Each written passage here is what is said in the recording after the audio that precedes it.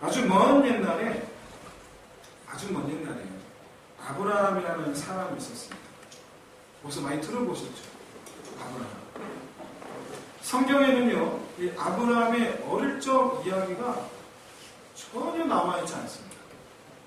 그래서 아브라함이 어떻게 컸는지가 알 수가 없어요. 그래서 그가 어떻게 해서 하나님을 믿게 되었는지를 알 수가 없어요. 단지 이 추측해 보기를, 이처럼 이제 노아에 의해서 또 이렇게 그 아들에 의해서 조상대로 전해 내려오는 옛날 이야기, 옛날에 하나님께서 창조하셨더라, 우리 조상이 그렇게 범죄해서 에덴 동산에서 안타깝지만 쫓겨났더라, 그러다가 더 안타깝게도 홍수를 맞이했더라, 뭐 이런 이야기, 하나님에 대한 이야기를 들어오면서 하나님을 믿게 되지 않았을까, 그냥 그렇게 추측을 해봅니다. 왜냐하면 성경에 처음 등장하는 아브라함이 하나님께서 다짜고짜 내가 내게 지시할 땅으로 너는 갈지니라 그랬더니 아브라함이 믿고 간다는 거예요. 처음부터 그가 믿음이 없었다라면 불가능한 일이죠. 분명히 뭔가 우리는 성경을 통해서 알 수는 없지만 그는 하나님을 믿고 있는 가운데 있다가 그가 하나님께서 가라 하신 말씀을 따라서 가나안 땅으로 가게 되었더라. 그때부터 우리가 아는 이스라엘이라는 나라가 시작이 되었더라라고 우리는 지금 그렇게 알고 있습니다. 그런데 아브라함이 그렇게 부름을 받았을 때 아브라함 나이가 몇이었습니까? 75이요. 75. 할아버지. 정말 그것은 예고 없이 찾아온 사건이었고, 더더군다나 아브라함이 하나님께서 자기를 찾아와 주시기를 바란 적도 없어요. 그리고 하나님께서 자기를 찾아와 주시기를 기다린 적도 없어요. 전혀 예상하지 않았어요. 예상도 못했어요. 그런데 그날 갑자기 예고도 없이 그날이 왔어요. 그렇게 정말 불청객처럼 찾아온 하나님께서 다짜고짜 아브라함에게 하신 말씀이 바로 뭐냐면 거두절미하고 다짜고짜 떠나라는 거예요. 네 고향 친척 이 땅에서 떠나라는 거예요. 내가 네게 지시할 땅으로 가라는 거예요. 거기에 구체적 어딘지는 나타나 있지 않지만 하여간 떠나라는 거예요. 막무가내죠. 가만히 놔두면 잘 살고 있을 사람이에요. 그런데 어딘지도 모를 곳으로 무작정 떠나라는 것.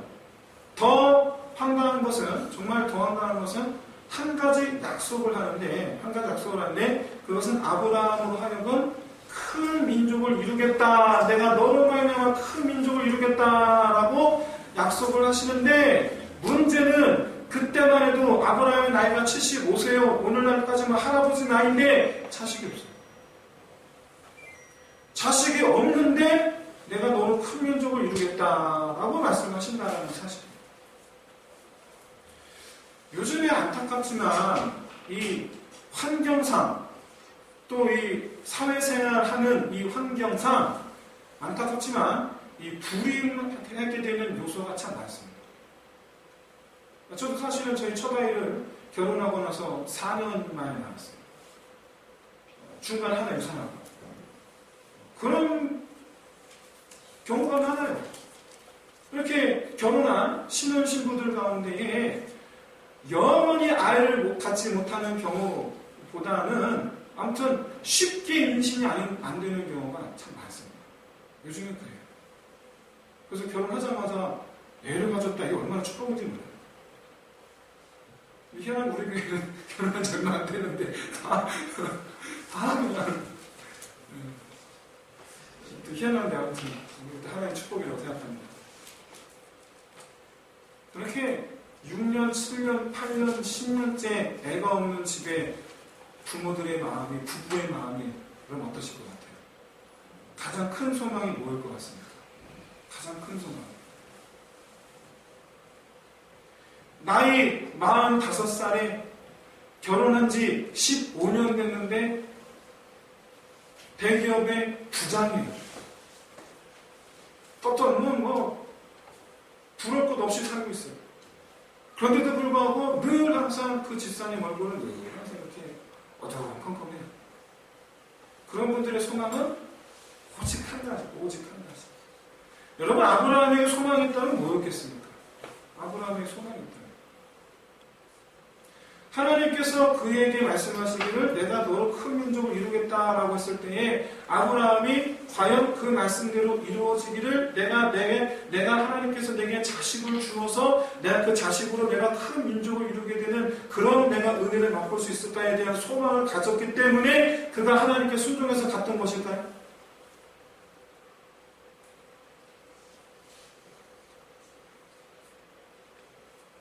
그 약속 때문인지는 모르지만 장장 1500km의 거리를 걸어서 그는 가나안 땅이라는 곳으로 머나먼 길을 가게 됩니다. 문제는 가서 뭐 할지 몰라요. 어떤 일을 할지 몰라요. 요즘에 이 지역에 이사 오시는 분들이 많이 계세요. 이 평택 근처에서 오시는 분들은 그래도 괜찮은데 좀 먼 지역에서 오시는 분들은 어떻습니까? 이곳이 미지의 세계잖아요. 저도 멀리서 왔거든요. 무슨 일이 여기 있을까? 내가 어떤 사람을 만나게 될까? 궁금하기도 하고 한편으로는 두렵기도 하고.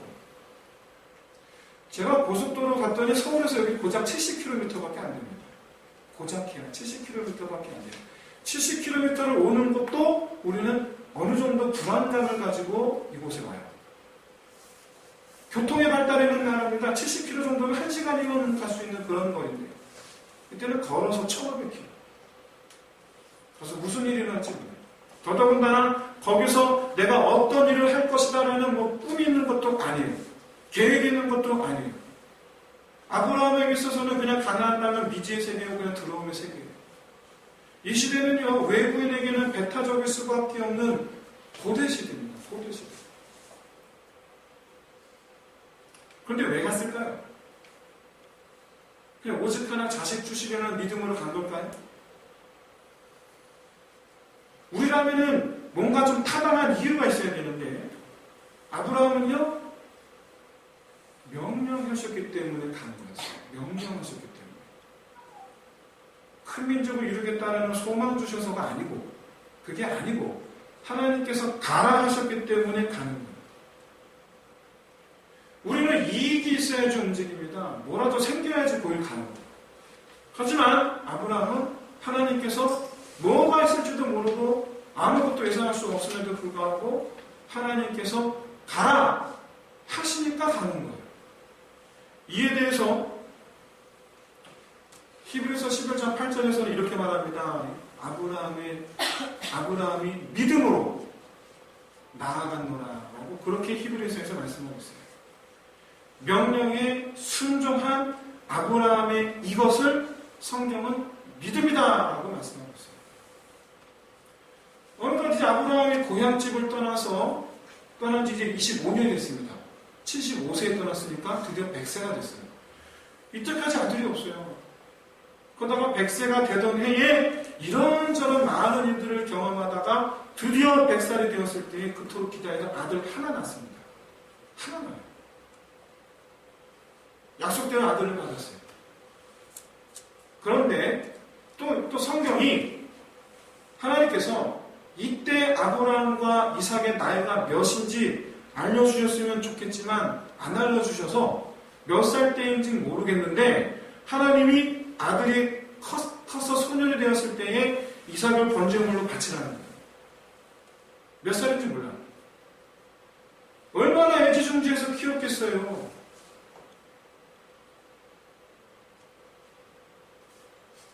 우리 교회의 제일 막내가 엄마 품에 있는 이제 명중이 저 뒤에 있어요. 근데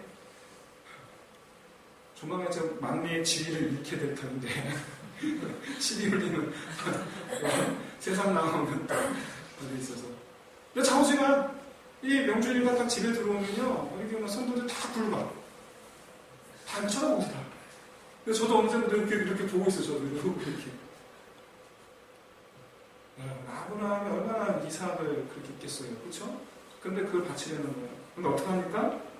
어떡합니까? 갖다 바쳐. 가라 명령하시니까 갔는데, 바쳐라 명령하시니까 바쳐요. 이에 대해서 히브리서 11장 17절에서 역시 아브라함이 믿음으로 이삭을 드렸더라라고 그렇게 말씀하셨어요. 믿음으로 드렸다. 믿음으로. 그럼 왜 하나님은 아브라함에게 이 이삭을 번제로 드리라고 했을까요? 왜? 도대체 여러분 번제가 어떤 의미가 있을까요? 저희 집은 원래는 이제 불교였습니다. 원래는 불교였어요. 불교라기도 하기 좀 애매하지만 어쨌든 어머니가 어릴 때부터 저희를 이렇게 절에 데리고 다니셨어요. 근데 이제 나중에 커서 들은 얘기인데 제가 태어났을 때에 저희 아버지가 간염 판정을 받으셨대요. 비형 간염. 저희 아버지. 저를 제가 태어났을 때. 그러다가 이제 시간이 지나면서 간염이 간경화가 되고 그러다가 나중에 이제 소천하실 때 당시의 판정은 간암, 합병증으로 들어오셨어요. 그때는 이제 저희 나이 14살, 제 나이 14살. 그러니까 이제 한 13, 14년을 이렇게 병으로 고생하시다가 돌아가셨어요. 그런 과정 속에서 저희 어머니는 저를 데리고 절에 이 뒤에 있는 뒷산에 있는 조그만 절에 가서 또는 뭐 큰 절에 가서 당시에 조치원에 있는 무슨 큰 절이 있었어요. 그런 데 가서 이렇게 절하고 그래서 저는 새벽 예배를 처음에 교회로 새벽 예배 간 게 아니라 절로 새벽 예배 갔어요. 그래서 이거 있어요. 아시는 분은 아시는데 300배를 했어요. 저는 300배하고 어머니는 1000배를 하시고 뭐 자주는 아니고 가끔 그런 일을 했었어요. 그래서 제가요 불교 경전이라고 있습니다. 불교 경전. 그냥 뭐 다란이 이런 거 자세한 이런 거 말고 그냥 불교 경전이라고 두꺼운 거 이 부처에 대한 이야기가 있는 두꺼운 책이 있어요. 제가 그거 통독 3번 했어요. 잘 알아요. 그래서 얼마나 제가 불신이 깊었는지 몰라요. 초등학교 4학년 때 어느 날 친구가 우리 지금 교회에서 새생명 축제 하잖아요. 불교에서도 그런 거예요. 아니, 제가 말 거꾸로 했네. 친구가 그때 당시에도 그때 당시 전도 축제를 저더러 가자는 거예요. 교회에서. 맛있는 거 준대요. 선물도 준대요. 그래서 그것 때문에 왔어요. 그것 때문에 갔는데 예배 끝나고 그 교회는 옥상이 있었는데 옥상에서 레크리에이션 한다는 겁니다. 올라갔습니다. 같이 이렇게 놀았습니다. 즐겁게 뛰어다녔습니다. 그러다가 얼마 되지 않아서 넘어졌는데 무릎이 심하게 따졌어요. 피가 철철철 나는 거예요. 그때 제가 무슨 생각했는지 아세요? 내가 교회에 와서 부처님한테 벌 받나 보다.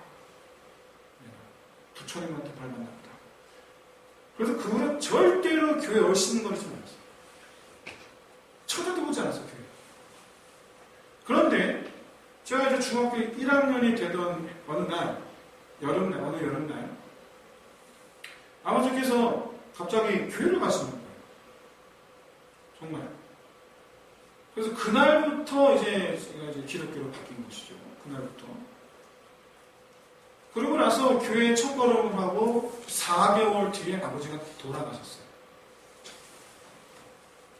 돌아가시고 난 뒤에 얼마 안 있다가 아버지가 병원에 그 이전에 병원에 계실 때에 병원에서 세례 받으셨다더라 라고 말씀을 하시더라고요.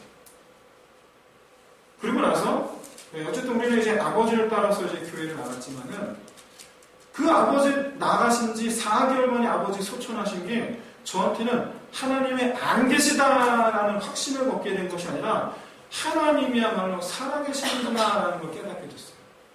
하나님이야말로 살아계시는구나.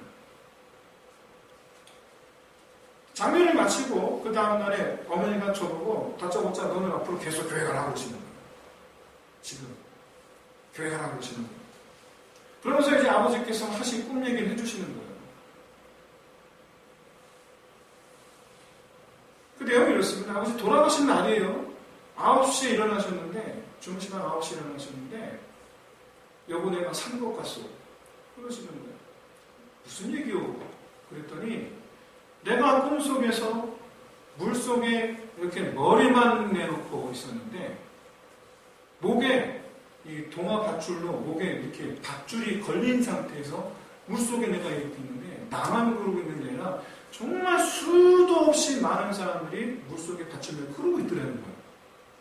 그런 상태에서 저쪽에 광야, 여기는 이제 강이고 바깥에는 이제 광야인데, 광야 저쪽에서 이제 그동안 사진으로나 그림으로 많이 봤던 그분께서 이렇게 걸어오시더래요. 이렇게 걸어오시더니 물 위를 걸어서 사람들 머리를 요래조래 피해서 이렇게 닿게 앞에 오시더니 자기를 물속에서 이렇게 끄집어내 주는데, 자기들 물 위에 이렇게 떠 서 있었대는 거예요, 물 위에. 그러면서 목에 밧줄을 이렇게 탁 풀러주셨대요. 그러고 깼다는 거예요. 그러면서 하신 말씀이, 여보, 내가 이제 산 것 같소. 그러고 나서 화장실 갔다가 오셔서 20-30분 있다가 주무시고 그날 저녁 9시 돌아가셨어요. 저는 아버지 그 꿈 얘기를 들으면서 너무나 이 분명한 메시지를 들은 거예요. 여러분, 지난 10여 년 동안 제가 보았던 아버지의 그 괴로움은 이루 말할 수가 없어요. 가끔은 그런 생각도 해요. 차라리 돌아가셨으면 좋겠다. 차라리. 너무 고통스러워하니까. 차라리 돌아가셨으면 좋겠다. 돌아가시기 마지막 병상에서 저희 가족과 더불어 찍은 저희 아버지 얼굴 사진이 있어요. 해골 같아요. 뺐잖아요. 차라리 그런 고통을 겪을 바엔 돌아가셨으면 좋겠다. 불신으로, 그 뭐라 그래, 불교에서는 까먹네. 그런 데가 있으면 차라리 가셨으면 좋겠다. 그랬는데, 거기가 불교에서 말하는 거기가 아니고, 성경에서 말하는 거기더라고요. 그렇게 고생하시던 아버지에게 하나님께서 평안을 주셨다. 그래서 지금 우리 아버지는 하나님 곁에 계시다라는 그런 메시지였어요. 제가 여기서 질문 하나 드릴게요. 강물 속에 계실 때 아버지 목에 있었다는 그 밧줄이 뭘까요? 그 밧줄이 뭘 의미할까요? 14살짜리였던 저는 그때 그 순간 그 얘기를 듣자마자 그 밧줄이 뭔지를 깨달았어요. 모든 사람들의 목에 걸려있는 그 밧줄이 뭔지를 저는 깨달았어요. 저희 아버지를 아는 분들은요, 전부 다 저희 아버지에 대해서 법 없이도 살 사람이라는 말씀을 하셨어요. 법 없이도 살 사람. 그만큼 착한 사람이라는 거죠.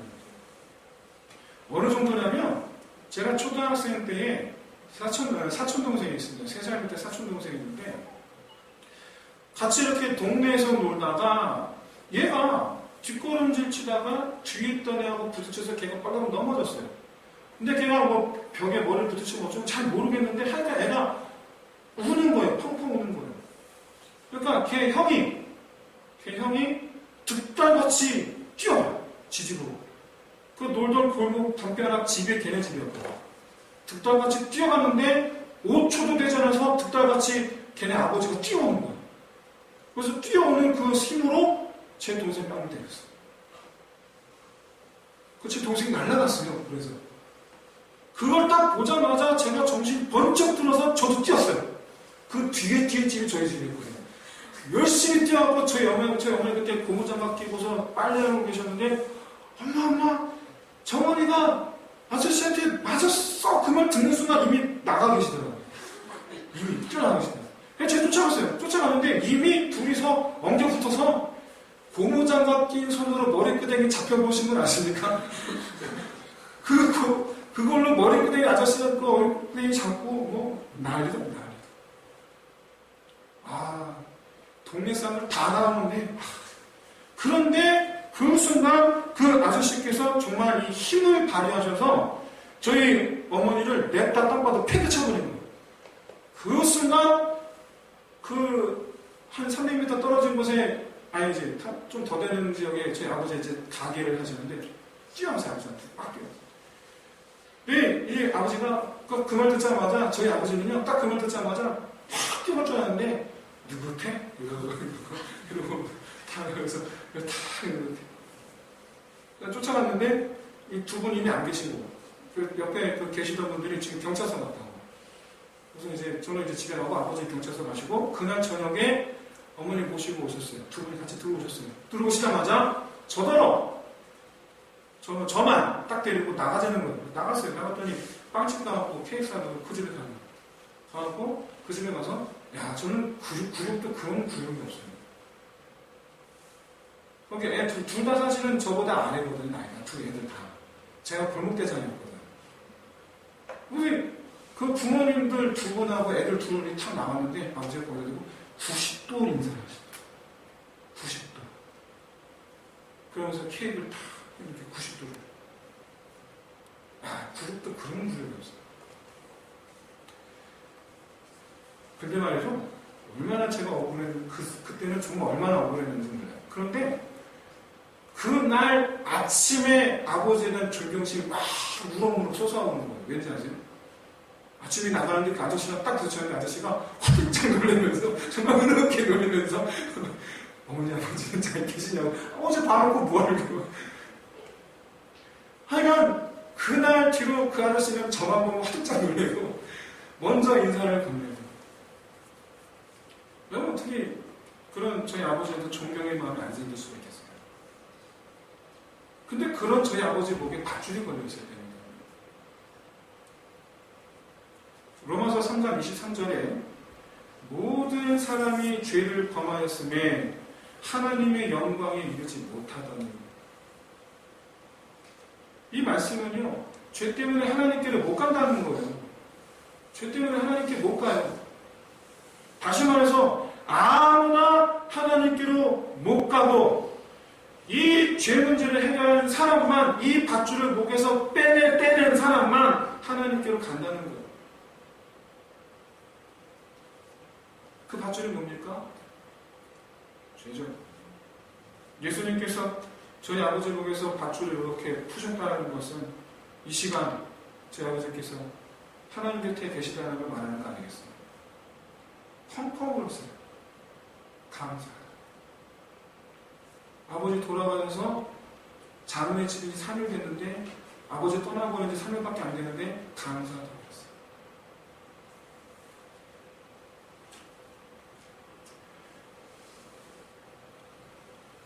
죄라는 것은 다른 사람을 상하게 하거나 속이거나 법을 어기거나 이런 것들을 말하는 거 아닙니까? 그런데 성경에서 말씀하는 밧줄, 그 죄는 그런 게 아니라는 걸 저는 14살 그 어린 나이에 알았어요. 죄가 뭡니까? 하나님을 멀리하는 것. 하나님을 멀리하는 것. 우리는 하나님을 가까이 하지 않습니다. 하나님을 무시하기도 하고 없다! 무시하기도 하고 어디 있느냐? 보려고도 하지도 않고 이 강균성 씨가 하나님을 영접하고 지금은 이 그리스도인의 편지 역할을 톡톡히 하고 있죠. 어느 날 강균성 씨가 어느 전도 집회에 갔는데 그분이 강사로 딱 소개되자마자 강균성 씨를 소개합니다. 그래서 나오자마자 이분이 나오셔서 한다는 말이 첫 마디가 뭐냐면 이 자리에 교회 처음 오신 분들 계시죠? 제가 그분들께 먼저 인사드리겠습니다. 그러면서 인사하면서 정말 죄송합니다. 라고 인사합니다. 뭔 얘기 오랬더니 그리스도인들이 여러분들에게 하나님이 안 계신 것을 증명하는 삶을 살게 살아서 정말 죄송합니다.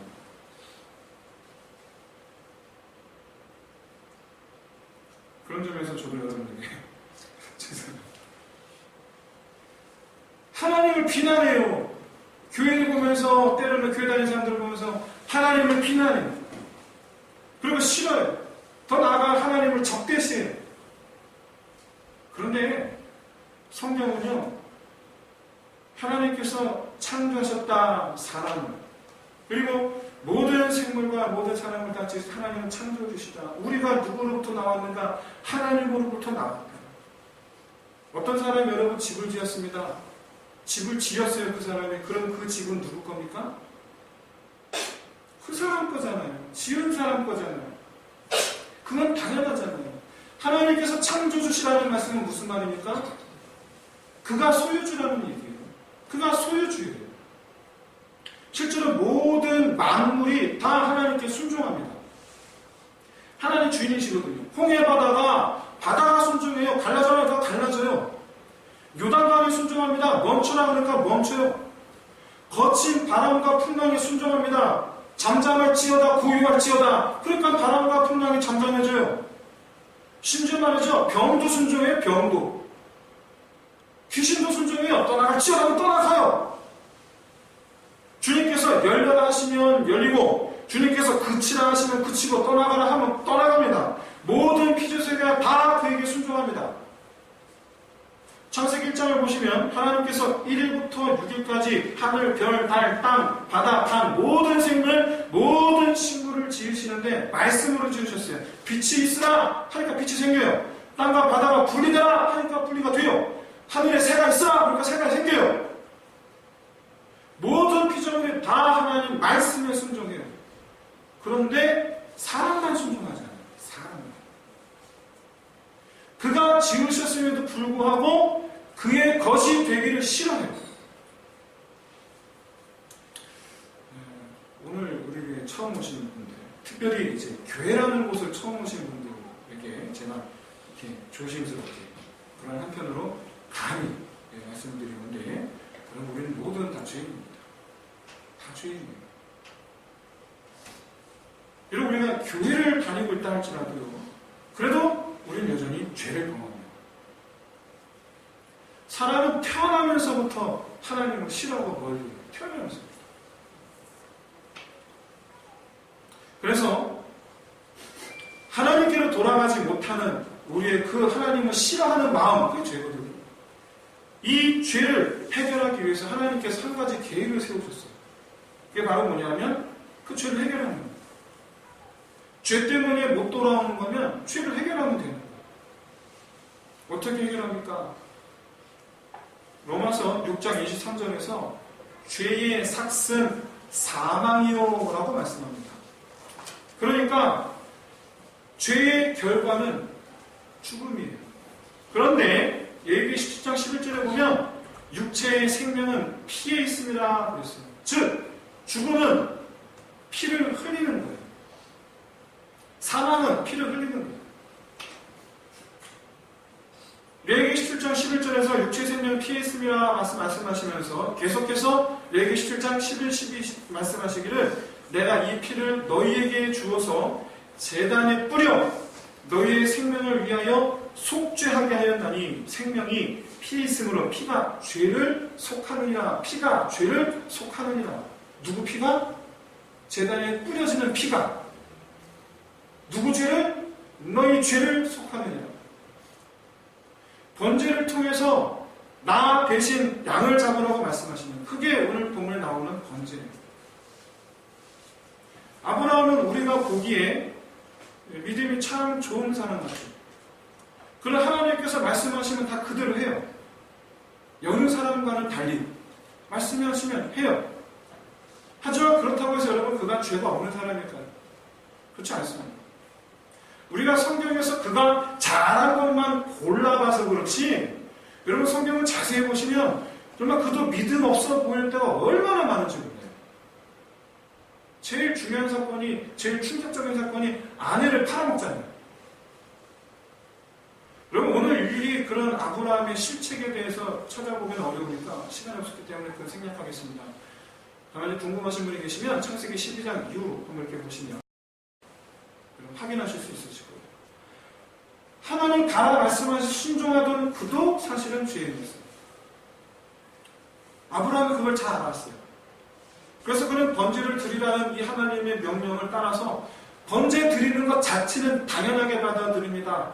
다만 그 번제물 대상이 자기 아들이라는 거예요. 그게 우리는 심각하게 받아들여지는 거예요. 거기를 그 본문을 읽는 우리는 굉장히 심각한 거예요. 그런데 이 대목에서 여러분 이상한 점 한 가지 여러분 눈치채신 분이 계신지 모르겠어요. 이게 되게 이상해요, 이 부분은. 왜냐하면 하나님은 아브라함 이전에도 아브라함 이후에도 인신 제사를 받으신 적이 단 한 번도 없다는 사실이에요. 이전에도. 이후에도 인신 제사를 받으신 적이 단 한 번도 없어요. 누구에게만 인신 제사, 사람을 번제물로 드려라라고 누구에게만 말씀하신 겁니까? 아브라함에게. 근데 나중에는 사실은 그것도 못하게 하시죠. 사실은 그것도 못하게 하세요. 그럼 왜 인신제사를 드리라 했는가? 창세기 22장 1절에서 밝히고 있듯이 그건 아브라함의 믿음, 즉 아브라함이 어디까지 순종하나 시험해 보시려고 그랬다라고 그렇게 말씀하고 있지만 사실은 여기에는 한 가지 사실을 우리에게 미리 알려주시기 위함이에요. 하나님께서 유일하게 인신제사를 받으십니다. 그게 누굽니까? 예수 그리스도예요. 근데 그 예수 그리스도가 사실 누구십니까? 하나님이에요. 하나님. 아브라함이 이삭을 향해서 칼을 들어 내리치려는 순간 막으신 하나님께서 번제물로 양을 준비하셨는데 여러분 성경을 잘 보세요. 잘 보시면 아브라함 그 양이 어디 있었습니까? 성경 잘 보세요. 22장 13절 아브라함이 눈을 들어 살펴본즉 한 순양이 어디 있습니까? 뒤에 있는데 뒤에 제가 군생활을 GOP에서 했거든요.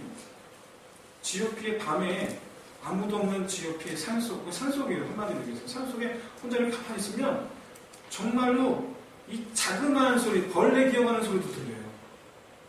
너무 조용해서. 여러분 이 산에 도대체 누가 있겠어요? 누가 있겠어요? 근데 이 순양이 지금 어디에 걸려 있습니까? 양이 수풀에 걸려 있거든요. 이 소리가 들렸을까요? 안 들렸을까요? 가만히 보세요. 현재 순양이 어떤 상태에 있습니까?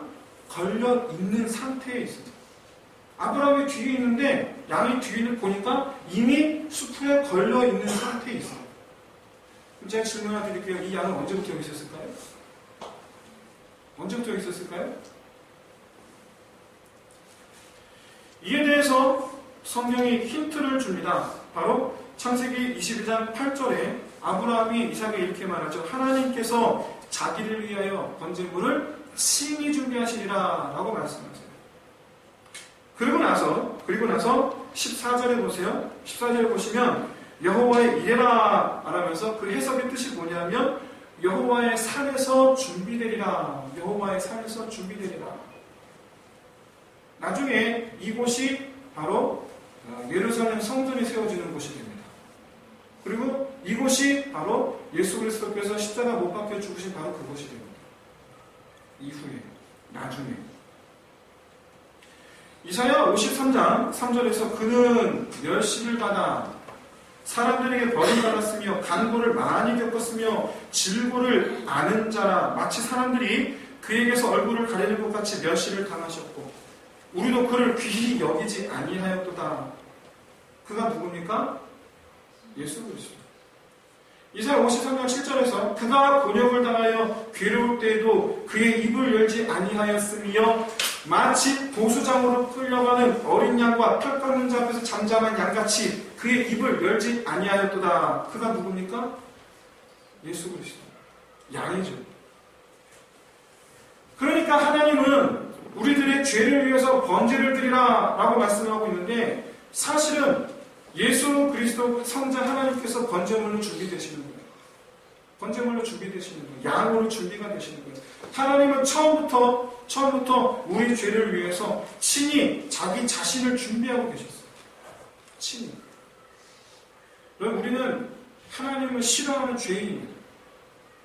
특별히 하나님 믿는데도 불구하고 교회를 다니는데도 불구하고 말씀에 순종하는 걸 싫어해요. 그래서 하나님의 영광에 이르지를 못해요. 쉽게 말해서 우리는 하나님 거하시는 곳 하나님의 나라 다른 말로 천국에 가지를 못해요. 영원한 죽음을 향해서 우리는 달려가고 있는 거예요. 사람의 인생은 반드시 끝이 있습니다. 그런데 그 끝은 두 갈래예요. 영원히 사는 길이냐 아니면 영원히 죽는 길이냐. 모든 사람의 죄를 범하였으며 영원히 죽는 그 길을 향해서 막 달려가고 있어요. 우리의 이 세상에서의 삶이 끝나는 그 순간 우리는 영원한 죽음으로 들어가요. 여러분, 하나님은 그걸 못 견디시는 거예요. 왜? 우리를 지으셨으니까. 우리를 지으셨으니까. 그 절벽을 향해서, 그 죽음, 영원한 죽음의 절벽을 향해서 막 달려가는 우리를 못 참으시는 거예요. 그래서 준비하신 것이 양이에요. 예수 그리스도예요. 사랑하는 성도 여러분, 오늘 처음으로 초대받아 함께한 우리 모든 분들에게 하나님께서 여러분의 마음을 부드럽게 하시고, 그래서 우리가 하나님께, 내가 하나님께 무엇을 했던가, 나는 하나님께 어떻게 했는가를 깨닫게 하시는 이 하나님 은혜가 함께 하시기를 주님으로 축원드립니다. 여러분, 정말 하나님은 하나님께 범죄한, 그러나 하나님께서 지으신 그런 하나님의 자녀라는 사실을 여러분 깨달으시길 바랍니다. 그래서 우리를 대신해서 번제물로 드림바 되어진 예수 그리스도의 십자가 보혈의 피, 그 의미를 깨달으시기를 바랍니다. 우리 목에 걸린 이 밧줄을 끄집어내어, 그래서 하나님과 함께 할 수 있는 저와 여러분 되시기를 주의 이름으로 축원드립니다.